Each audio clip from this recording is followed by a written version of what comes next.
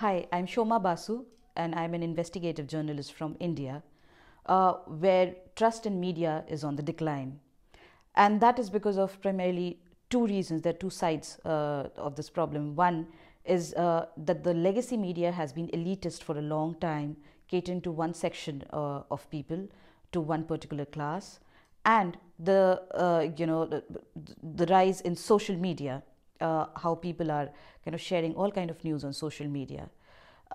In the last 5 years, a lot of websites have come up in India which post, maybe rightist news. And there's some websites they use left, news subscribing to left political parties or right political parties. So there's a lot of propaganda circulating on social media, and a lot of people believe it. Now, how I see news on social media is this was kind of a reaction against the elitist approach of the legacy media. So these people are there. These people should be blaming themselves when they cry foul about people don't trust us anymore.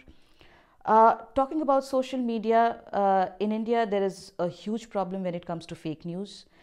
We just have a handful of just two, three fact-checking websites who are working very hard, but it's just like a drop in the ocean because there's so much of fake news, often promoted and funded by the political parties, all propaganda.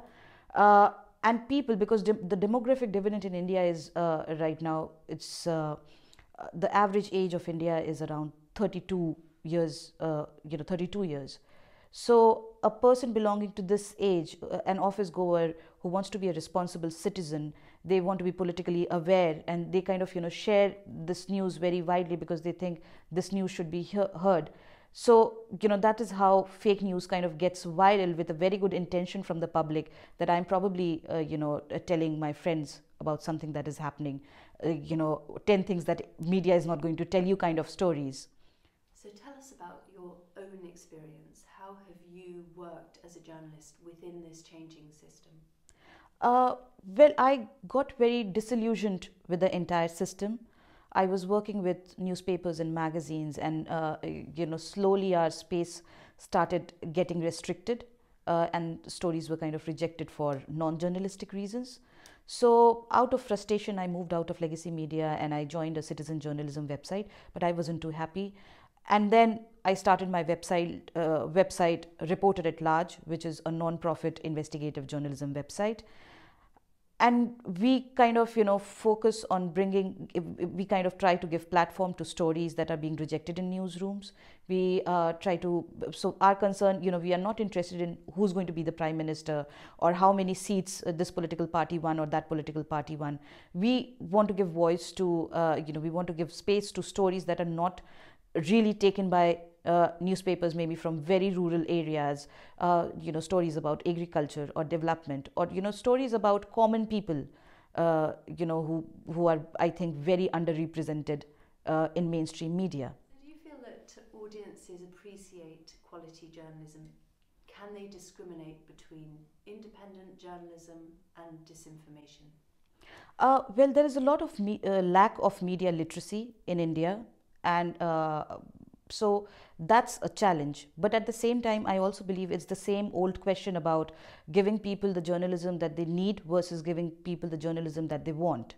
Now, if you produce quality content, if you produce quality stories and you bulletproof your stories and you give them a good content, they will obviously, you give somebody something good, they are going to appreciate it. Nobody likes junk.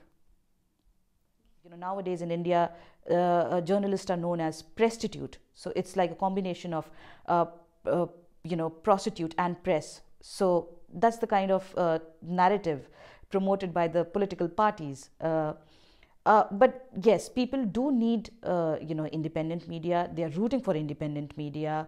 They want somebody to, kind of give their voice a platform, or speak on behalf of them. But then, having said that, it's pretty interesting how this is also very confusing, because in the last 5 years, the kind of false memory that has been built by the fake news, it's very difficult to remove that. And your reality might not be same as my reality. So somebody's fake news might not be fake news for the other people, and there are a lot of layers to this problem. And But yes, I am a hopeful person, and I really think that people do, every time they do, root for independent media.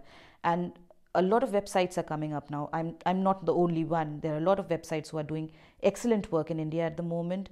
They have people support, but there is also a section who kind of, as soon as you start independent media, they would probably brand you as leftist, or so that also is there. But yes, all that we can do at the moment is just keep trying. Thank you. So do you feel there's some hope for journalism in India?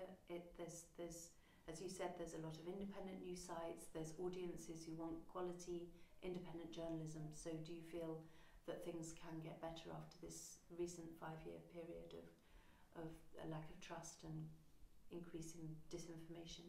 Yeah, I'm certainly very hopeful of that, because you see, it started with just one political party in India, the spread of fake news, but now a lot of other political parties are also picking that up.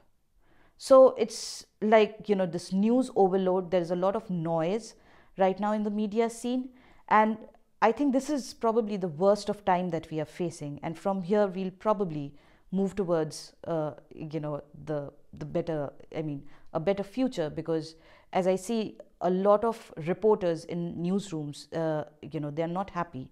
A lot of ethical reporters, the way they are working, they are still working because they have families to look after. They have school fees to pay and of their kids, and but they are really, really frustrated.